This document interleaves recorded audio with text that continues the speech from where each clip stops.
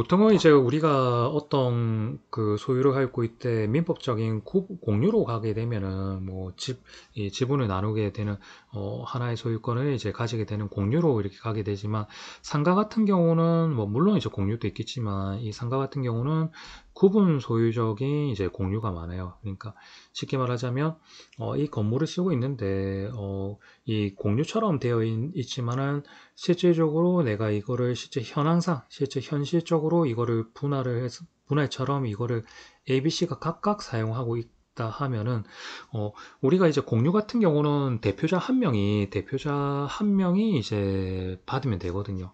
대표자 한 명을 이제 받으면 됩니다. 그러니까, 어, 대표자 한 명이 이제 동의를 하면 되지만, 근데 구분 소유적 이 공유 관계는 각각 받아야 됩니다. 우리가 볼 때는 그 등기상으로는 또 하나가 돼 있으니까 한 명만 받으면 되는 거 아니냐.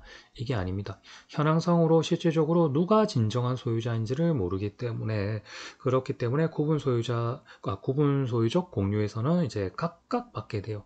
그러니까 이제 실질적으로 상가를 가게 되면은 이제 이거를 실제 현황상 분할을 많이 그러니까 각각 쓰는 것처럼 만들어 가지고 이렇게 많이 했었어요. 그래서 이분들을 각각 하게 되니까 소위 말해서 상가입김이 엄청 세지는 거죠. 상가입김이.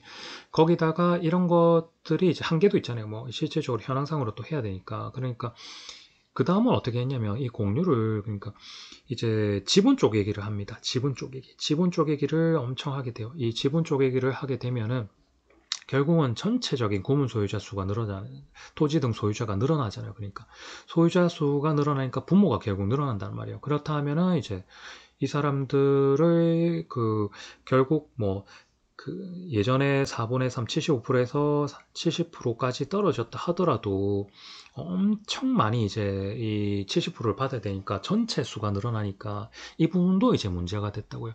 그러다 보니까 이제 이런 참 그 다들 똑똑하십니다. 그러니까 이 정말 법을 피해 가지고 이 정말 이렇게 하시는 것들 보면은 정말 깜짝깜짝 놀래요. 그래서 이런 부분들이 있다 보니까 이제 이렇게 못하게 하기 위해서 이제 권리